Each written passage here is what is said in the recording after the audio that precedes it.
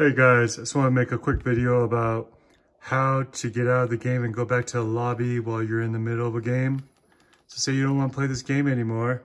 What you do is you push this, the button with the 3 stripes, you go to the side, and then you'll see here, when you go here, it says exit, return to lobby. Then you just push the X button down. And then it'll ask you to leave the match and return to the lobby. And then you have to push to the left and then push the X again. And bam, now you're done. And yeah, sometimes you get into the wrong game, or you know, you want to play 0 build, but then you get into the one where you have to build.